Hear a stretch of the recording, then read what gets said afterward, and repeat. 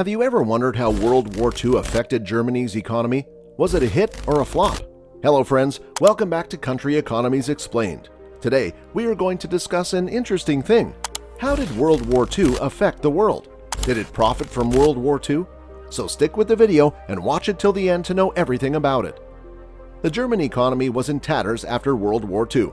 The war, in conjunction with Hitler's scorched-earth strategy, had destroyed 20% of all dwellings. Food output per capita in 1947 was just 51% of what it had been in 1938, and the occupying forces' official food ration ranged between 1,040 and 1,550 calories per day. In 1947, industrial production was just one-third of what it had been in 1938.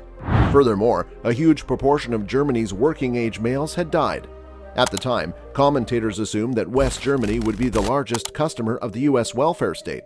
But 20 years later, the majority of the world admired its prosperity. And little than 10 years after the war, people were discussing the German economic miracle. What was the source of the alleged miracle? The two most important reasons were currency reform and the removal of pricing restrictions, both of which occurred during a few weeks in 1948. Another element was the decrease in marginal tax rates later in 1948 and 1949.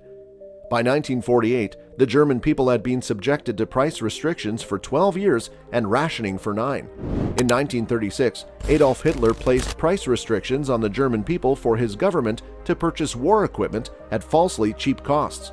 Later in 1939, Hermann Goering, one of Hitler's senior Nazi deputies, introduced rationing. As governments sometimes do during all-out conflicts, Roosevelt and Churchill instituted price restrictions and rationing.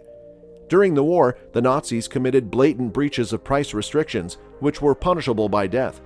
The Allied Control Authority, founded in November 1945 by the governments of the US, Britain, France, and the Soviet Union, decided to maintain Hitler's and Goering's price controls and rationing. Each Allied authority had a zone of German territory under its control. In the US zone, a cost of living index calculated at regulated prices in May 1948 was only 31% higher than in 1938. Nonetheless, the quantity of money in the German economy in 1947, currency plus demand deposits, was 5 times that in 1936.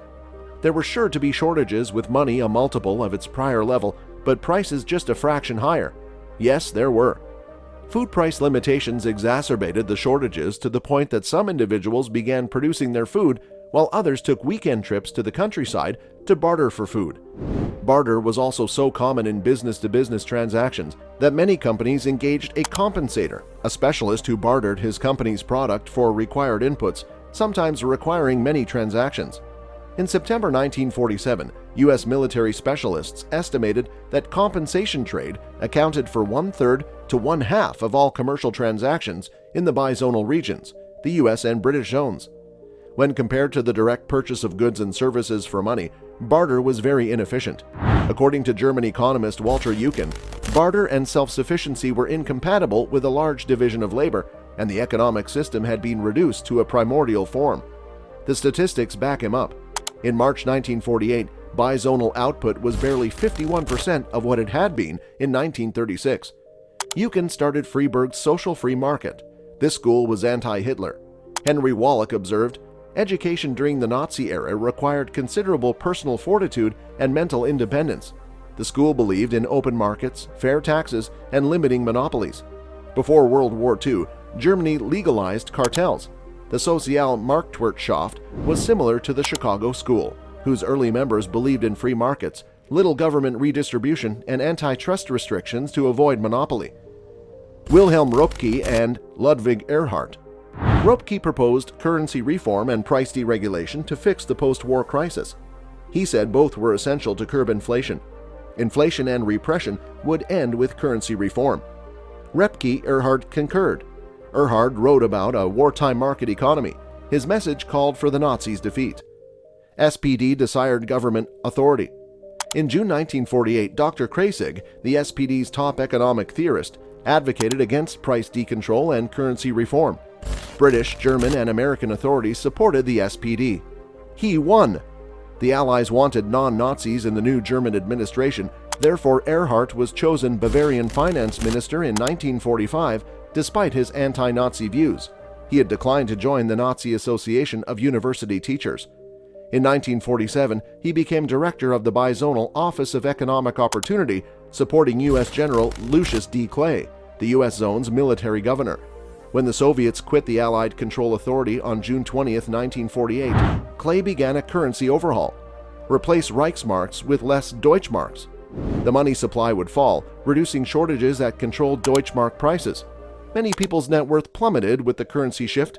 Inflation decreased by 93%. Erhard spent the summer denazificating West Germany's economy. From June to August 1948, directive after directive abolishing pricing, allocation, and rationing limitations, wrote Fred Klopstock, an economist of the Federal Reserve Bank of New York. Controls were lifted on vegetables, fruits, eggs, and almost all manufactured commodities. Many additional items had their price ceilings boosted significantly, and many remaining limits were no longer enforced. "Don't simply sit there, undo something," Erhard's slogan may have been. The government decreased tax rates along with currency reform and price deregulation. Walter Heller, then with the U.S. Office of Military Government in Germany and later director of President John F. Kennedy's Council of Economic Advisors, highlighted the changes in a 1949 study. Military Government Law No. 64 sliced a wide swath across the German tax system during the currency reform, Heller wrote. The corporation tax rate went from 35 to 65 to 50%. Maximum individual income tax remained at 95%, but only on income above DM 250,000. In 1946, the Allies taxed income exceeding 60,000 Reichsmarks at 95%. In 1950, a German earning 2,400 Deutschmarks per year paid 18% marginal tax. If the same person earned Reichsmarks in 1948, he would have paid 85% tax. The impact on the West German economy was explosive. The mood of the nation shifted suddenly, Wallach wrote. The drab, hungry, lifeless people walking the streets in their never-ending hunt for sustenance sprang to life. Shops were packed on Monday, June 21st, when individuals realized the money they sold them would be worth far more than the old money. The changes, according to Walter Heller, soon reinstated money as the dominant medium of exchange and monetary incentives as the primary mover of economic activity. Absenteeism has also decreased. Workers had missed an average of 9.5 hours per week in May 1948, partly because the money they worked for was not worth much and partly because they were out scavenging or bartering for food. By October, the average weekly absence had dropped to 4.2 hours. The bizonal index of industrial output was barely 51% of its 1936 level in June 1948. By December, it had grown to 78%. In other words, industrial output had surged by more than half. Through October 1954, the total Marshall Plan and other assistance programs helped total just $2 billion. Even at its height in 1948 and 1949, Marshall Plan funding was less than 5% of German national revenue. Other nations that received major Marshall Plan assistance grew at a slower rate than Germany.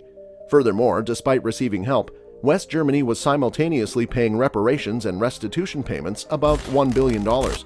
Finally, and most importantly, the Allies taxed the Germans $7.2 billion every year for their occupation expenditures. Of course, because of these occupation expenditures, Germany did not have to pay for its defense. Additionally, as economist Tyler Cowen points out, Belgium recovered faster from the war and relied more on free markets than the other war-torn European nations, and Belgium's recovery predates the Marshall Plan. What seemed to many spectators to be a miracle was, in fact, not. It was predicted by Ludwig Erhard and others of the Freiburg School who grasped the harm that inflation, price controls, and high tax rates can do, as well as the substantial productivity gains that may be released by eliminating inflation, removing restrictions, and lowering high marginal tax rates. That's all for this video. Tell us in the comment box which country, in your view, could be benefited from World War II. If you liked the video, like it and share it with your friends. Also, if you want to watch more videos like this, please subscribe to our channel and hit the bell icon. Thanks for watching.